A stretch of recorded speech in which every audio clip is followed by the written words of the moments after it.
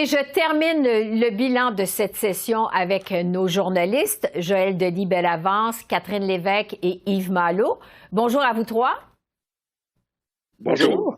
Finalement, la session se termine comme elle a commencé, c'est-à-dire dominée par l'actualité internationale.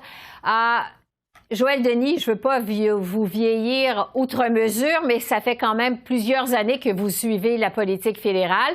Est-ce que vous avez déjà vu ça? Non, pour la première fois depuis que je couvre la colline, et vous avez raison de le mentionner, Esther, ça fait un bail que je couvre la colline, près de 30 ans. Je n'ai jamais vu des événements internationaux dominer autant les débats à Ottawa. On a commencé la session parlementaire avec l'affaire de l'Inde.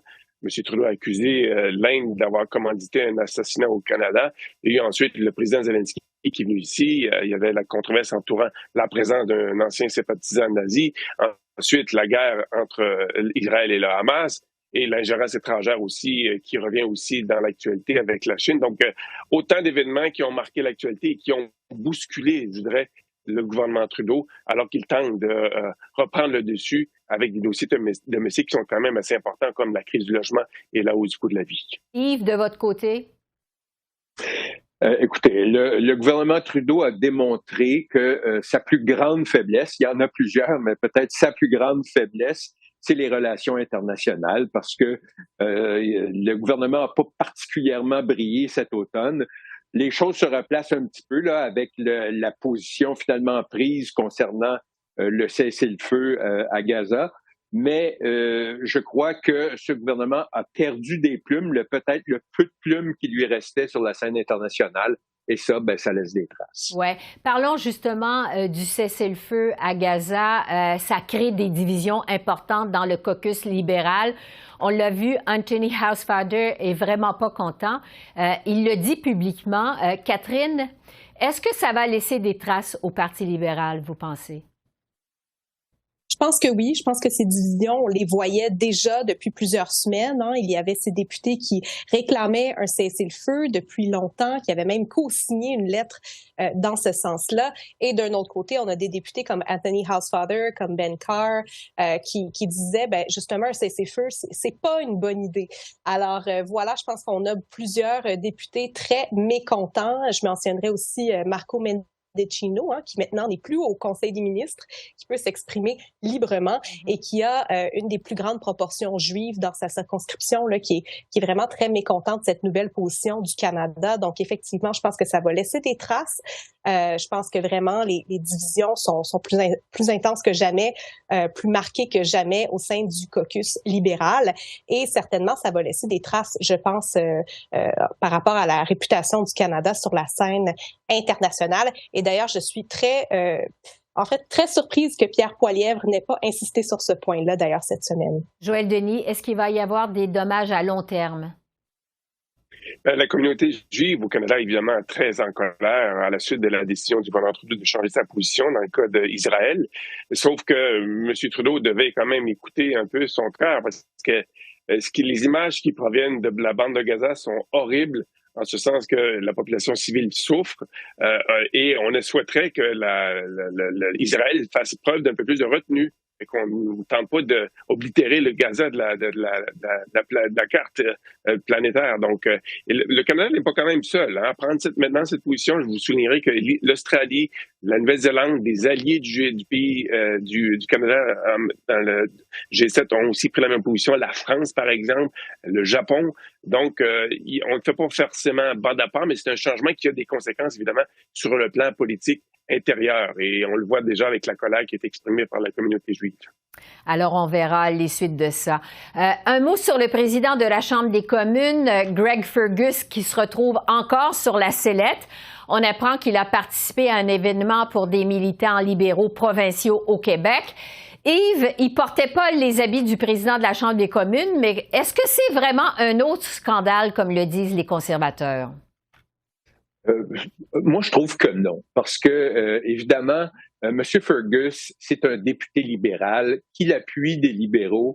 J'avoue que ça manque de jugement, mais ça me scandalise pas outre mesure, tout comme je suis pas tombé en bas de ma chaise quand j'ai appris par CBC cette semaine qu'Andrew Scheer lui-même, celui qui mène la charge principalement contre M. Fergus, a reçu une amende au mois de juillet dernier de 500 $ pour avoir fait une vidéo dans son bureau avec le matériel du Parlement. Alors, ce qui est bon pour l'un devrait être bon pour l'autre. Bien sûr, M. Fergus ne sort pas de façon très grandie de cet événement-là, mais je pense qu'on a le scandale facile et je suis pas certain que monsieur et madame tout le monde au Canada se préoccupent beaucoup de cette histoire. Oui, effectivement. Revenons sur le bilan de cette session maintenant. On le disait il y a un instant, il y a eu beaucoup d'affaires internationales qui se sont invitées dans l'actualité canadienne. Il y a eu plusieurs événements marquants cette session. Je vais vous demander à chacun d'entre vous, quels sont, selon vous, les événements qui ont été les plus marquants? Catherine?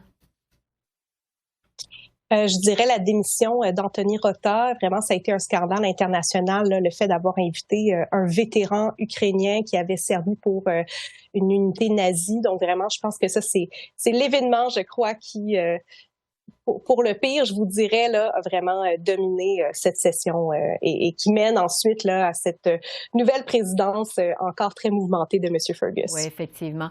Joël Denis? Moi, je vous dirais, c'est l'avance qui a réussi à creuser les conservateurs dans les sondages. Ça change grandement la dynamique à la Chambre des communes. On le voit à la période des questions. On le voit aussi que les libéraux doivent ajuster leur stratégie et tous les partis politiques doivent le faire. Et ça repousse d'autant plus la tenue d'élections générales en 2025. Alors, le Parti libéral et le NPD, je pense, vont continuer à danser ensemble pour la durée de l'entente qu'ils ont signée l'année dernière. Et je dis donc, pour moi, c'est l'événement marquant, la hausse de la popularité du Parti conservateur dans les sondages. Ça affecte grandement toute la dynamique politique à la Chambre des communes. Oui. Yves, votre événement le plus marquant à vous?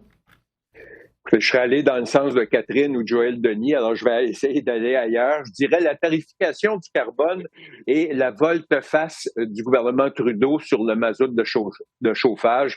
Ils ont eux-mêmes saboté leur propre politique et ça, je trouve que c'est un fait marquant, surtout dans le contexte actuel de lutte au GES. Cette nouvelle-là m'a pas mal jeté à terre cet automne. Oui, parce qu'on en a. Effectivement, beaucoup parlé. En terminant, je veux aussi qu'on dresse le bilan des leaders. Joël Denis, d'abord, vous avez participé à une rencontre éditoriale de fin d'année avec le premier ministre Trudeau. Monsieur Trudeau vous a paru très combatif malgré des sondages difficiles. C'est le cas? Oui, tout à fait. Et il a dit sans l'ombre d'un doute qu'il va être sur les rangs aux prochaines élections fédérales. Donc, M. Trudeau, j'ai appris une chose à son sujet depuis qu'il est en politique, c'est de ne jamais le sous-estimer. Et je crois qu'il ne faudrait pas le sous-estimer, même si, à l'heure actuelle, les sondages sont très difficiles pour le Parti libéral. Il y a encore le temps de rebondir. La partie n'est pas gagnée pour le Parti conservateur. Il y a encore le temps de trébucher, même si l'avance est quand même assez importante. Donc, Justin Trudeau, je pense, a démontré qu'il y a encore, comment dirais-je, le goût de se battre pour protéger son héritage aux prochaines élections. Catherine, Pierre Poilievre, maintenant, bon, on en parlait en baisse de 5 points dans le sondage Abacus, dans les intentions de vote. Quel bilan vous faites de cette session pour Pierre Poilievre? Je pense que la session avait très bien commencé. On se souvient du Congrès conservateur où tout le monde était content, tout le monde était heureux. Il n'y avait rien de mauvais à dire au sujet de Pierre Poilievre. Mais là, ce qu'on a vu depuis, c'est qu'il y a eu plusieurs erreurs, je crois, de la part de Pierre Poilievre et des conservateurs, des erreurs stratégiques d'abord. Je pense que ce vote contre le traité de libre-échange entre le Canada et l'Ukraine, en raison de la taxe sur le carbone là, qui est déjà appliquée en Ukraine, je trouve que vraiment ça jette un froid, je crois, sur les conservateurs actuellement. On a aussi vu, disons, toutes ces méthodes là, procédurales à la Chambre des communes, ce vote marathon de la semaine dernière. Je pense le bullying aussi de Pierre Poilievre envers les journalistes. Donc tout ça, là, justement, comme Joël Denis disait, c'est tous les yeux sont tournés vers Pierre Poilievre actuellement. Donc vraiment, on a beaucoup d'attention envers les conservateurs actuellement et ça fait en sorte là, qu'on va voir toutes ces erreurs, ces bons moments et ces pires moments aussi. Et je pense qu'actuellement, là, il a fait quelques erreurs ces dernières semaines qui font en sorte que je pense que certains Canadiens y penseraient 2 fois avant de voter pour les conservateurs. Intéressant. Yves, je l'ai reçu un peu plus tôt à l'émission. Est-ce que le chef du Bloc québécois a un bon bilan, selon vous? Je dirais que oui. Je dirais la chose suivante, parce que M. Blanchet le répète ad nauseum, et tous les bloquistes d'ailleurs, qu'ils veulent être les adultes dans la pièce, dans un Parlement ultra partisan, ultra polarisé. Et là-dessus, je dirais que oui, ils ont mieux fait leur travail d'opposition que bien des partis en Chambre. Alors là-dessus, bravo, mais il faut toujours comprendre que le Bloc québécois n'est pas un parti qui aspire au pouvoir. Il faut donc qu'ils entreprennent une espèce de séduction des électeurs, pas seulement les indépendantistes, mais tous ceux qui sont insatisfaits de l'offre politique actuelle. Et je pense que dans ce sens-là, il place bien ses cartes et il mène bien son jeu en ce moment. C'est discret, mais efficace. Oui. Joël Denis, Catherine et Yves, merci vraiment pour tout cette session et de joyeuses fêtes à vous et à vos proches. Merci beaucoup. Au revoir. À bientôt. Au revoir. À vous aussi, Esther. Merci. Au revoir. Merci. Au revoir. Au revoir.